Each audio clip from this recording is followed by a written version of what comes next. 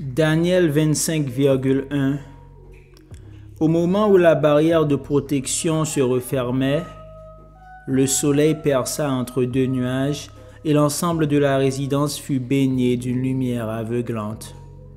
La peinture des murs extérieurs contenait une petite quantité de radium à la radioactivité atténuée qui protégeait efficacement des orages magnétiques, mais augmentait l'indice de réflexion des bâtiments. Le port de lunettes de protection dans les premiers jours était conseillé. Fox vint vers moi en agitant faiblement la queue. Les compagnons canins survivent rarement à la disparition du néo-humain avec lequel ils ont passé leur vie. Ils reconnaissent bien sûr l'identité génétique du successeur, dont l'odeur corporelle est identique, mais dans la plupart des cas, ce n'est pas suffisant. Ils cessent de jouer et de s'alimenter et décèdent rapidement, en l'espace de quelques semaines. Je savais ainsi que le début de mon existence effective serait marqué par le deuil. Je savais aussi que cette existence se déroulerait dans une région marquée par une forte densité de sauvages, où les consignes de protection devraient être appliquées avec rigueur. J'étais en outre préparé aux principaux éléments d'une vie classique. Ce que j'ignorais par contre et que je découvris en pénétrant dans le bureau de mon prédécesseur, c'est que Daniel 24 avait pris certaines notes manuscrites sans les reporter à l'adresse IP de son commentaire, ce qui était plutôt inhabituel. La plupart témoignaient d'une curieuse amertume désabusée, comme celle-ci, griffonnée sur une feuille détachée d'un carnet à spirale. Les insectes se cognent entre les murs, limités à leur vol fastidieux qui ne porte aucun message que la répétition du pire. D'autres semblaient empreintes d'une lassitude, d'une sensation de vacuité étrangement humaine. Depuis des mois déjà, pas la moindre inscription et pas la moindre chose méritant d'être inscrite. Dans les deux cas, il avait procédé en mode non codant. Sans être directement préparé à cette éventualité, je n'en étais pas absolument surpris. Je savais que la lignée des Daniel était, et cela depuis son fondateur, prédisposée à une certaine forme de doute et d'autodépréciation. J'eus quand même un choc en découvrant cette ultime note qu'il avait laissée sur sa table de chevet et qui devait, d'après l'état du papier, être très récente. Lisant la Bible à la piscine, dans un hôtel plutôt bas de gamme, Daniel, tes prophéties me minent, le ciel à la couleur d'un drame. La légèreté humoristique, l'auto-ironie, ainsi d'ailleurs que l'allusion directe à des éléments de vie humains, étaient ici si marquées qu'une telle note aurait pu être attribuée sans difficulté à Daniel 1, notre lointain ancêtre, plutôt qu'à l'un de ses successeurs néo-humains. La conclusion s'imposait. À force de se plonger dans la biographie, à la fois ridicule et tragique, de Daniel 1, mon prédécesseur s'était peu à peu laissé imprégner par certains aspects de sa personnalité, ce qui était dans un sens exactement le but recherché par les fondateurs. Mais, contrairement aux enseignements de la Sœur suprême, il n'avait pas su garder une suffisante distance critique. Le danger existait, il avait été répertorié. Je me sentais préparé à y faire face. Je savais surtout qu'il n'y avait pas d'autre issue. Si nous voulions préparer l'avènement des futurs, nous devions au préalable suivre l'humanité dans ses faiblesses. Ses névroses, ses doutes, nous devions les faire entièrement nôtres afin de les dépasser. La duplication rigoureuse du code génétique, la méditation sur le récit de vie du prédécesseur, la rédaction du commentaire. Tels étaient les trois piliers de notre foi, inchangés depuis l'époque des fondateurs. Avant de me préparer un repas léger, je joignis les mains pour une brève oraison à la Sœur suprême et je me sentis de nouveau lucide, équilibré, actif. Avant de m'endormir, je survolai le commentaire de Marie 22. Je savais que je rentrerais bientôt en contact avec Marie 23. Fox s'allongea à mes côtés, soupira doucement. Il allait mourir près de moi, et le savait. C'était déjà un vieux chien maintenant. Il s'endormit presque aussitôt. Daniel 1,13. C'était un autre monde, séparé du monde ordinaire par quelques centimètres de tissu, indispensable à la protection sociale, puisque 90% des hommes qui étaient appelés à rencontrer Esther seraient saisis de l'immédiat désir de la pénétrer. Le jean une fois enlevé, le jean une fois enlevé, je jouais quelque temps avec son string rose, constatant que son sexe devenait rapidement humide. Il était 5 heures de l'après-midi. Oui, c'était un autre monde, et j'y demeurai jusqu'au lendemain matin à 11 heures. C'était l'ultime limite pour un petit déjeuner, et je commençais à avoir sérieusement besoin de m'alimenter. J'avais probablement dormi par brèves périodes. Pour le reste, ces quelques heures justifiaient ma vie. Je n'exagérais pas et j'avais conscience de ne pas exagérer. Nous étions à présent dans l'absolue simplicité des choses. La sexualité, ou plus exactement le désir, était bien entendu un thème que j'avais abordé à de multiples reprises dans mes sketchs. Que beaucoup de choses en ce monde tournent autour de la sexualité, ou plus exactement du désir, j'en étais conscient comme tout autre, et probablement bien plus que beaucoup d'autres. Dans ces conditions, en comique vieillissant, j'avais pu parfois me laisser gagner par une sorte de doute sceptique. La sexualité était peut-être, comme tant d'autres choses et presque tout en ce monde, surfaite. Il ne s'agissait peut-être que d'une banale ruse destinée à augmenter la compétition entre les hommes et la rapidité de fonctionnement de l'ensemble. Il n'y avait peut-être rien de plus dans la sexualité que dans un déjeuner chez Taïwan ou une Bentley Continental GT. Rien qui justifie que l'on s'agite à ce point. Cette nuit devait me montrer que j'avais tort et me ramener à une vision plus élémentaire des choses. Le lendemain, de retour à San Jose, je descendis jusqu'à la playa de Monsoul. Observant la mer et le soleil qui descendait sur la mer, j'écrivis un poème. Le fait était déjà en soi curieux.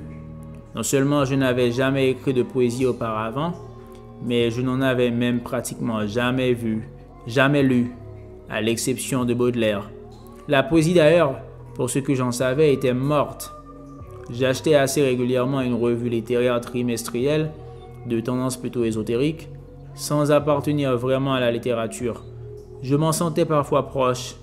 J'écrivais malgré tout mes sketchs et même si je ne visais à rien d'autre qu'à une parodie approximative de style oral, j'étais conscient de la difficulté qu'il y a à aligner des mots, à les organiser en phrases, sans que l'ensemble s'effondre dans l'incohérence ou s'enlise dans l'ennui. Dans cette revue, 2 ans auparavant, j'avais lu un long article consacré à la disparition de la poésie, disparition que le signataire jugeait inéluctable. Selon lui, la poésie, en tant que langage non contextuel, antérieur à la distinction objet-propriété, avait définitivement déserté le monde des hommes.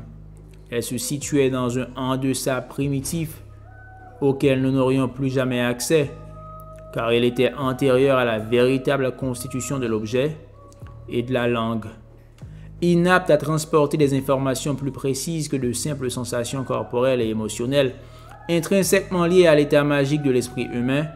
Elle avait été rendue irrémédiablement désuète par l'apparition de procédures fiables d'attestation objective. Tout cela m'avait convaincu à l'époque, mais je ne m'étais pas lavé ce matin-là. J'étais encore empli de l'odeur d'Esther et de ses saveurs. Jamais entre nous il n'avait été question de préservatif. Le sujet n'avait simplement pas été abordé, et je crois qu'elle n'y avait même pas songé. Moi non plus, je n'y avais pas songé, et c'était plus surprenant parce que mes premiers ébats s'étaient déroulés au temps du sida, et d'un sida qui était à l'époque inéluctablement mortel. C'était quand même quelque chose qui aurait dû me marquer. Enfin, le sida appartenait sans doute au domaine du contextuel. C'était ce qu'on pouvait se dire. En tout cas, j'écrivis mon premier poème ce matin-là, alors que j'étais encore baigné de l'odeur d'Esther. Ce poème, le voici. Au fond, j'ai toujours su que j'atteindrais l'amour, que cela serait un peu avant ma mort. J'ai toujours eu confiance, je n'ai pas renoncé. Bien avant ta présence, tu m'étais annoncé.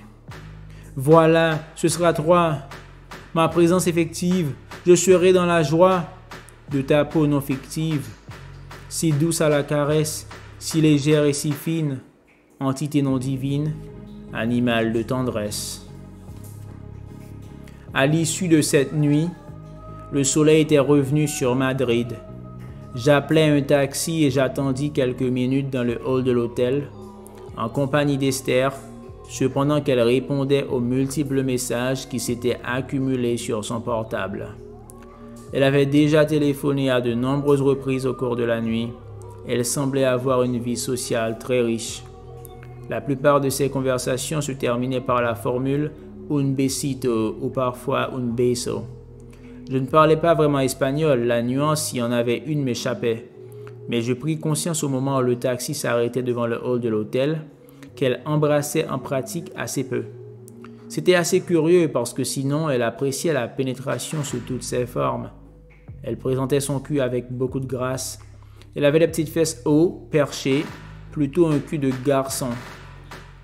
Elle suçait sans hésitation et même avec enthousiasme. Mais à chaque fois que mes lèvres s'étaient approchées des siennes, elle s'était détournée, un peu gênée.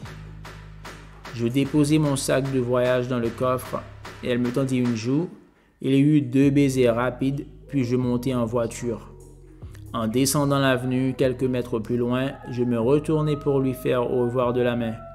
Mais elle était déjà au téléphone et ne remarqua pas mon signe.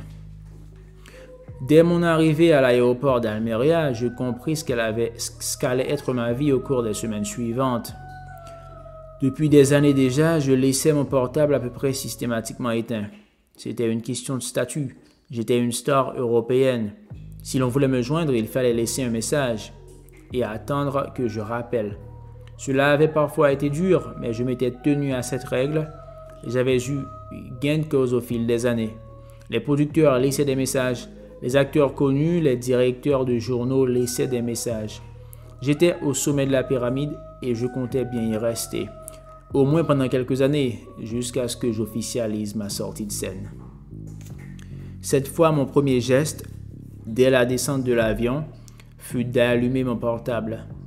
Je fus surpris et presque effrayé par la violence de la déception qui me saisit lorsque je m'aperçus que je n'avais aucun message d'Esther. La seule chance de survie lorsqu'on est sincèrement épris consiste à le dissimuler à la femme qu'on aime, à feindre en toutes circonstances un léger détachement. Quelle tristesse de cette simple constatation, quelle accusation contre l'homme. Il ne m'était cependant jamais venu à l'esprit de contester cette loi, ni d'envisager de m'y soustraire. L'amour rend faible, et le plus faible des deux est opprimé et torturé, et finalement tué par l'autre, qui de son côté opprime, torture et tue sans penser à mal, sans même en éprouver le plaisir, avec une complète indifférence. Voilà ce que les hommes ordinairement appellent l'amour. Pendant les premiers jours, je passais par de grands moments d'hésitation au sujet de ce téléphone. J'arpentais les pièces, allumant cigarette sur cigarette. De temps en temps, je marchais jusqu'à la mer, je rebroussais chemin et je me rendais compte que je n'avais pas vu la mer, que j'aurais été incapable de confirmer sa présence en 7 minutes. Pendant ces promenades, je m'obligeais à me séparer de mon téléphone, à le laisser sur ma table de chevet et plus généralement, je m'obligeais à respecter un intervalle de 2 heures avant de le rallumer et de constater une fois de plus qu'elle ne m'avait pas laissé de message. Au matin du 3e jour, j'eus l'idée de laisser allumer mon téléphone en permanence et d'essayer d'oublier l'attente de la sonnerie. Au milieu de la nuit, en avalant mon 5e comprimé de mépronisine, je me rendis compte que ça ne servait à rien et je commençais à me résigner au fait qu'Esther était la plus forte et que je n'avais plus aucun pouvoir sur ma propre vie. Au soir du 5e jour, je l'appelai. Elle ne parut pas du tout surprise de m'entendre. Le temps lui avait paru passer très vite. Elle accepta facilement de venir me rendre visite à San José. Elle connaissait la province d'Almeria pour y avoir passé plusieurs fois des vacances quand elle était petite fille. Depuis quelques années, elle allait plutôt à Ibiza ou à Formentera. Elle pouvait passer un week-end, pas le suivant, mais celui dans 2 semaines. Je respirai profondément pour ne pas montrer ma déception. « Un besito », dit-elle juste avant de raccrocher. Voilà, j'avais franchi un nouveau cran dans l'engrenage.